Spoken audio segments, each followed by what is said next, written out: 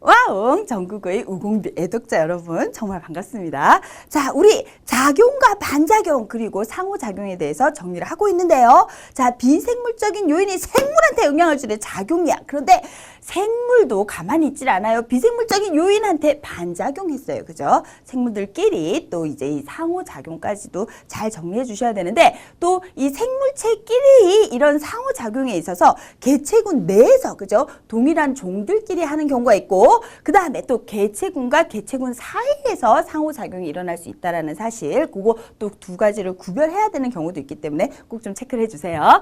자, 그러면 주어진 얘가 작용인지 반작용인지 우리가 확실하게 좀 구별할 수 있어야 되고요. 특히 문제를 보는 이유가 뭐라 그랬어? 많은 예들을 살펴주는 거라니까. 근데 우리 1단원에서도 제일 먼저 뭐 생명현상의 특성 그러면 각각의 예들을 봤자 아 이거는 자극과 반응의 예야 뭐 이거 유전의 예야 그런 예들을 많이 봐줬는데 지금 요 4단원에서 지금 우리 공부하는 이 부분에 있어서도 역시나 작용과 반작용 상호작용의 예들이 무엇인지를 확실하게 좀 잘 파악을 해 주셔야 돼요. 자, 그러면 이제 제일 먼저 또 이 예에 나타난 관계를 확인을 우리가 잘 해줘야 되는데 자, 지유리하고 지렁이가 나왔어. 진짜 놀림이네. 그런데 둘 다 정말 이제 아주 이제 중요한 생물들이 되게 되는데요. 이 지유류 같은 경우에 이른바 우리가 지표생물이라고 얘기를 하게 돼요. 그러면 이 지표생물이라고 얘기하는 거는 얘를 보고 이 오염이 진행이 됐는지 아니면 깨끗한 곳인지 알 수 있다라는 것인데요. 이 지유류 같은 경우에 자, 얘가 이산화황에 무지무지 약해요. 이 이산화황이 많이 있으면은 잘 못 자랍니다. 그래서 우리가 도심생 같은 경우에도 서울에 이 한복판에 살고 있다 보니까 그러면 이제 시내에 살면서는 지유리를 보기가 어려워요. 하지만 이제 광릉 수목원을 간다든지 아니면 산에 올라가게 되면 지유리가 이제 많이 관찰이 되게 되는데요. 주로 이제 이 나무 껍데기 그러면 지유리가 살고 있지 않은 상태에서는 아주 진한 갈색입니다. 하지만 지유리가 살게 되면 허옇게 변하게 돼요. 이끼처럼 끼게 되고요. 그 다음에 바위에서도 이렇게 잘 자라게 되는데요. 요거는 이 백두산의 바위 워낙에 공기가 좋은 곳이다 보니까 지유리가 마구마구 잘 자라는 것을 볼 수가 있습니다. 이런 식으로 이 지유류 같은 경우에는 상당히 공기가 좋은 곳에서 이제 살게 되는데 이 지유류가 자 산성 물질을 또 분비를 하네요. 그러면서 암석의 풍화를 촉진한다. 자, 그럼 암석 위에서 이렇게 자랄 때 이제 지유류가 살기 위해서 암석을 풍화시키게 되는 것인데 지유류 생물이 암석 비생물적인 요인에 영향을 주는 것이니까 우리가 뭐라고 얘기해 줄 수가 있을까요? 반작용이라고 얘기를 해 줄 수가 있습니다. 자, 그 다음에 지렁이 나왔어요. 지렁이 이리저리 다니면서 흙 속에 구멍을 뚫어가지고 토양의 통기성을 높여준다라고 얘기를 했는데 자, 이 지렁이가 정말 예전에는 아주 자주 보였어요. 이제 한 10년 전만 해도 도심에서도 비 온 날 다음 날 이제 주차장에 가면은 막 지렁이 기어다니고 있고 어떨 때는 아주 이제 생생하게 전체가 잘 보존되어 있는 것들은 선생님이 또 이제 채집을 해서 표본으로 만들기도 하고 그랬었는데요. 그런데 최근에는 정말 이렇게 지렁이 보기가 되게 힘든 것 같아요. 이 지렁이도 환경 오염이 자꾸 진행이 되면서 이제 개체수가 많이 감소를 했다는 것을 알 수가 있는데요. 자, 그러면 얘네 같은 경우에 이렇게 흙 속에 구멍을 뚫어주게 되면 토양의 통기성이 높아지는 것이 식물들이 자라는 데 또 상당히 많이 도움이 될 수가 있습니다. 자, 우리 식물들 같은 경우에 주로 잎에 기공이 있다 보니까 이 잎에서만 주로 호흡한다라고 착각하기 쉬운데요. 이 식물의 호흡이라는 게 낮이나 밤이나 언제나 하고 에브리 세포에서 다 하는 거예요. 그래서 잎, 줄기, 뿌리가 다 호흡하게 되는데 특히 뿌리가 호흡을 잘하기 위해서는 이 지렁이가 이렇게 구멍을 마구 뚫어주면 훨씬 도움이 많이 될 수가 있습니다. 자, 그러면 요런 이제 이 생태계 구조 요소와의 관계에서 지렁이가 역시나 흙에 영향을 주는 것이니까 이것도 반작용에 해당하는 예라는 것을 우리가 체크해 줄 수가 있어서 자, 그러면 기억은 보니까 숲이 우거질수록 숲속이 어둡고 습해지는 것은 어떤 일이 생긴 거예요? 자, 특히 이 음수들이 많이 자라가지고 아주 우거지게 되면은 이 아래쪽은 상당히 그늘지고 축축하게 됩니다. 그래서 뭐 귀신 나올 것 같은 분위기 이렇게 되는데 그런 것이 바로 이제 이 나무가 많이 자라면서 숲의 환경에 영향을 준 것이니까 반작용의 좋은 예로 우리가 생각을 해줄 수가 있겠죠. 그죠?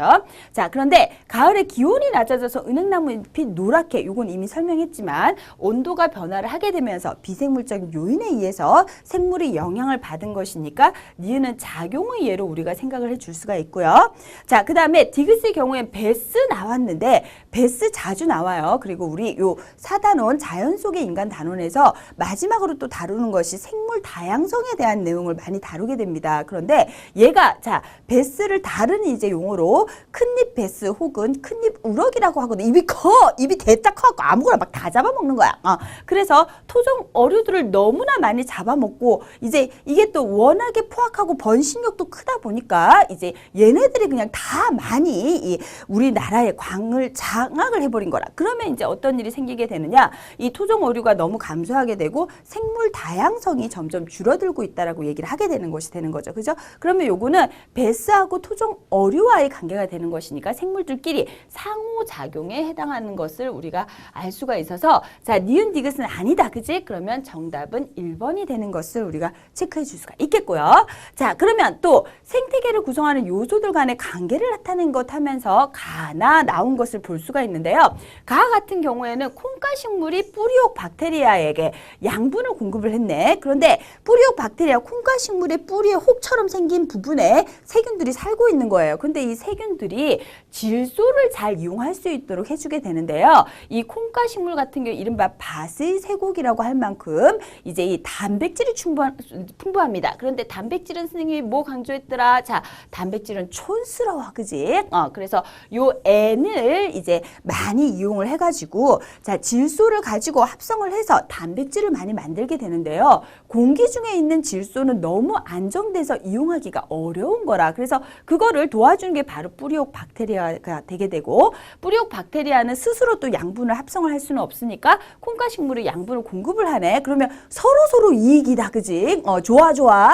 요런 거 우리가 공생관계라고 얘기하고 자, 아주 좋은 상호작용의 예가 되는 것을 우리가 알 수가 있어요. 그죠? 자, 그 다음에 또 풀은 세균이나 곰팡이한테 유기물을 공급해. 풀에 많은 유기물들이 있잖아요. 그죠? 탄수화물, 단백질, 지방 존재하게 되고 세균이나 곰팡이가 이것들을 분해하면서 살아가게 돼요.